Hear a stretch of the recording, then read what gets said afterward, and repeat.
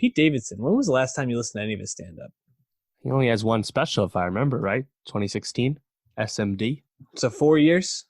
And I actually never listened to it. People told me they liked it, but I never heard it. What are your feelings on Pete Davidson, just as a comedian, famous person? Yeah, that's the thing. I like him as a famous person, as a celebrity, as a presence in mainstream entertainment. As a stand-up comedian, just that, I'm not as interested. It's funny. We don't really talk about stand-up in general on this. We talk about stand-up when it's related to people that are, I think, bigger than just stand-up. Aziz, Chappelle, Chris Rock are the ones we've really discussed. Pete Davidson, whether justly or not, is in that group because he's famous for more than just being a stand-up comedian. I feel like he's kind of been in our lives a long time because he got on SNL like 6 years ago. He was the first cast member born in the 90s to be on the cast. And I think he had some early hits on SNL in terms of just bits. But yeah, now he's just kind of known for more being just being a tabloid fixture and, of course, branching off into movies. So yeah, I'm just more interested in just following the career. And in particular, I'm actually very excited because he has a movie coming out on Hulu on the 13th of March called Big Time Adolescence, which got a warm reception last year in the festivals, and apparently he's really good in it. So I'm excited for that. But yeah, as a stand-up comedian, he's a little mid. Yeah, I agree. Definitely mid. Isn't he also going to be in the Lebowski follow-up, the Jesus Rolls? I think he's is he in that cast. Hold on.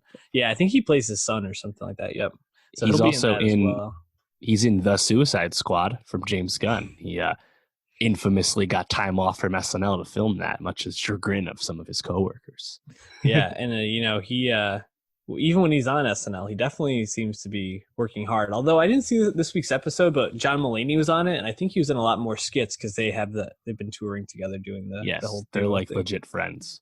Yeah. Other than that, it seems like Pete just doesn't have a much of a presence on SNL for whatever reason. He's just not involved in a whole lot of it, and apparently he's not super involved in the writers' room either. He's just kind of a weird presence on the show because they've never really grown him out, and now he's kind of bigger than the show despite never really becoming a fixture of the show itself. It's very, very interesting.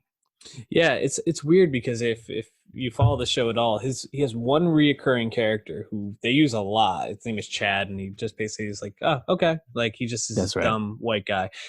It's that, and then he'll show up on Weekend Update to do his own shtick, but he's just playing himself, not a character. So he never has really ingrained himself there. He came out hot. His first appearance on SNL, people were like, oh man, this is like the next Eddie Murphy. It was hilarious. Got a lot of attention, and then he never seemed to really propel that forward on the show. So very interesting, especially because they don't even use him to act in a lot of bits, but he gets a lot more roles in feature films. So tough to kind of make sense of that for me. But we digress. Pete dropped his second stand-up special this past weekend. Dave, I didn't like it all that much. Not gonna lie. How did you feel about it? Yeah, Live from New York, the second special. There are certain moments that I like, or I like the sentiment of, but in terms of like the form of stand up, he's just not like super polished. Like digressions, longer than normal pauses, just giggling on stage, muttering. It's just it's just kind of he's just not as refined as a stand up comedian. You the concepts of some of his bits you feel like could have been better if it was just a more polished set, but he's never been a more polished stand-up. I don't think anyone's ever really said he has been. I think he made some noise, was it last year, when him and Mulaney did like that small run of shows together throughout the country, but that's more just because he can just riff with one of his boys. No, he would be the first to tell you he's not on Mulaney's level as a setting up a joke or something. But yeah, I think he kind of leaned into his strengths though on this special, because he leans into the fact that he's a famous guy with a lot of shit going on, and he just kind of tells us more about that. And I think that's what we're most interested to hear from him. So, I feel like the Louis C.K. joke. Yeah. You obviously saw the joke coming a mile away. He didn't know he set it up great, but it's just kind of funny hearing him tell that story. Same thing when he's going to spill the tea on Ariana. Like he's a famous person and he has a Yeah. lot of baggage. So I don't know. I agree for what he was working with and his lack of experience in this realm. I guess it was better than it could have been. Right. However, I just found myself bored for stretches of this, and it's funny because I think the Louis C.K. thing was a great way to kind of come out. The Ariana stuff was definitely interesting. I think there was some really good payoff with that. But then I found myself probably most interested, like third most interested at the very end when he started telling the story about his dad. Right. Kind of ends with the weird story That's about the your friend. dad. Yeah, right. And like I thought that was fantastic. And then it ends, and I was like, oh man, like I feel like it's always good to go out on a big laugh.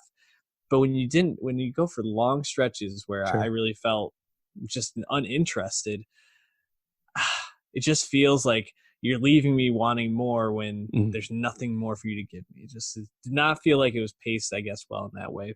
But maybe that's all he had. I don't know. I guess I was just disappointed with it, and I haven't found a lot of these specials to be great. And they just announced today, Netflix, that they're going to be doing this whole comedy thing in LA coming up, to the Hollywood Comedy Rodeo. That's what they're calling it, or something like that.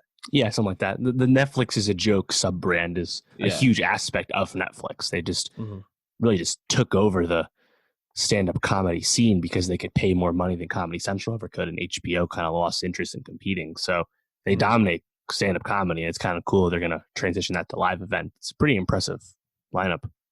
Yeah, I mean, you got David Letterman, Chappelle, Sarah Silverman, just to name a couple. It's going to be quite the event, and some of these will be special, some of them won't. But I mean, what do you feel like their batting average is on these specials so far? I guess just in your opinion. Yeah, I mean, I'm a very casual fan of stand-up. I really only care about people that I like from other things, like whether it's SNL or movies or something. But I don't know. I feel like they kind of, I mean, they made Ali Wong a star off 2 specials, right? That's true. They gave us Chris Rock's first special in a long ass time, the Aziz comeback special. A lot of Chappelle ones, some of which won some awards. Jerry, I mean, I didn't watch the Jerry Seinfeld one, but that was his first one in a while. And then I guess they also kind of give a chance to lesser known comics, because remember they were doing those like not full length specials, but those shorter like segments, and they're kind of experimenting with the form a little bit. So yeah, in terms of the batting average, it's probably low just because there's so much out there from them, as Netflix is wont to do with everything. Look no further than their movie output for a lack of consistent quality. But yeah, I think it's just cool because they drop the bag for such a long period of time to just take it over, and now they just kind of own the scene. So I don't know, it's pretty cool. But yeah, I mean, I wouldn't like attribute this Pete Davidson special being whatever to Netflix, because I think this is just more to do with just Pete not really being much of a stand-up comic. No, I agree. I guess I feel a little disappointed in these specials. It feels like, like you mentioned some of the bigger ones, those are the ones we've talked about, and I'm not totally versed on some of the smaller ones, which things like I think Ronnie Chang has gotten really strong reviews. I haven't had a chance to listen to that yet. I don't know. I just felt disappointed by it.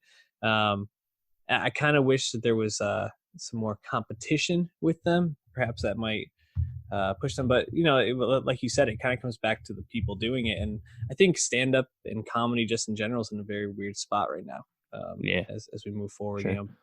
What was once acceptable is not anymore. Things like TikTok are kind of seen as like kind of capturing like the up-and-coming comedy sphere of like making something short, quick, witty. It's post-Vine world. Yeah, it's a strange atmosphere in comedy right now. But if you get a good stand-up, man, there's nothing like it. So, what do you want from Pete moving forward?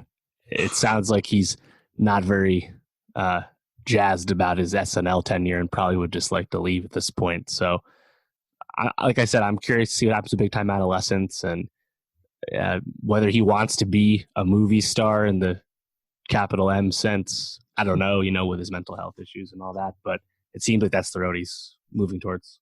That's a good question. Man, I don't really know. I think SNL keeps him relevant. He bags a lot of stars. Like somehow he's always it's crazy dating someone famous, which I don't really get the long list at this point. He's like young Jeter almost. This it's pretty nuts. Yeah, I mean, I guess if anything, maybe continuing to collaborate with Mulaney, who when's his boy?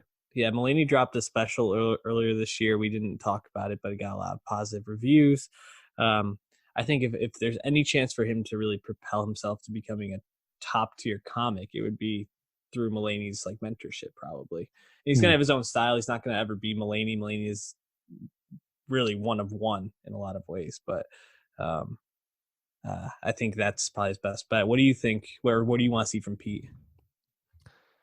Yeah, it doesn't feel like he's ever going to get to like the intricate, intelligent level of jokes that you think of from Mulaney or Aziz or someone like that. Mm-hmm. So he'd probably have to play into, I don't know, his like Lothario bro status, I guess.